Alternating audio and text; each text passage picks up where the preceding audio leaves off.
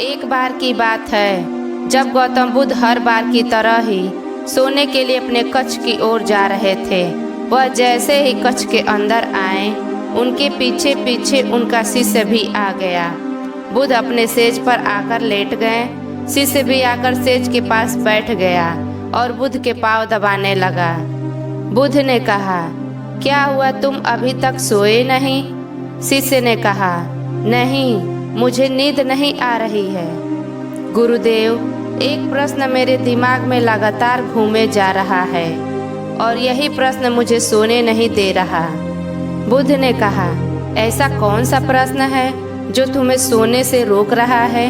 शिष्य ने कहा, क्या मैं आपसे एक सवाल पूछ सकता हूँ? बुद्ध ने कहा, हाँ बिल्कुल, मन में किसी भी प्रकार का कोई संदेह मत रखो।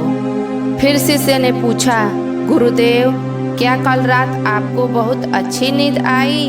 बुद्ध बोले, हाँ शिष्य, कल रात को मैंने बहुत मीठी नींद ली थी। लेकिन तुम मुझे यह क्यों पूछ रहे हो?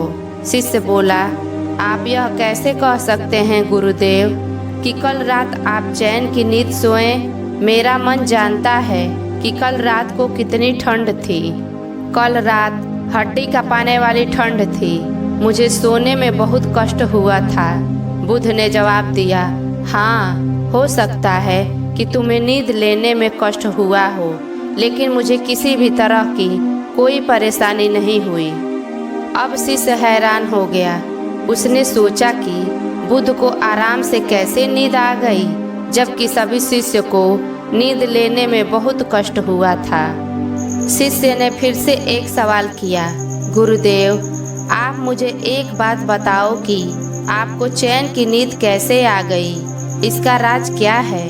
बुद्ध ने कहा, बात एकदम सरल सी है। मैं तुम्हें एक उदाहरण के तौर पर यह बात समझाता हूँ।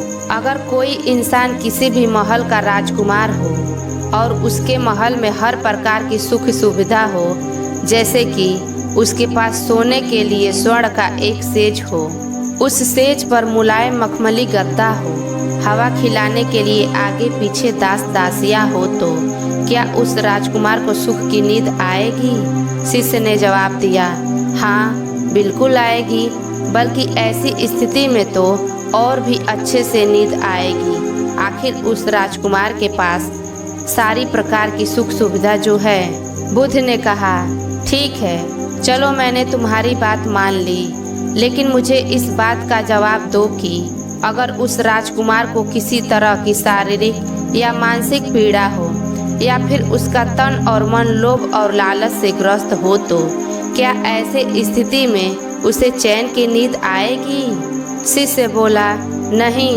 बिल्कुल भी नहीं, क्योंकि अगर उसे कोई मानसिक या शारीरिक पीड़ा है तो वह तन और मन से परेशान रहेगा, और अगर उसे किसी भी प्रकार का लोभ है तो उसका दिमाग दिन रात उसी चीज का ही स्मरण करेगा। बुद्ध ने कहा, तुमने मेरे प्रश्न का एकदम सटीक उत्तर दिया, तो अब तुम मुझे बताओ कि मुझे चैन की नींद कैसे आई? शिष्य ने कहा, गुरुजी, अब मुझे सब अच्छे से समझ आ गया है। जिस इंसान के दिमाग में मोह माया का कोई पर्दा नहीं है, वही इंसान दुनिया में सबसे ज़्यादा सुखी है, और वही असली सुख व चैन की नींद ले सकता है।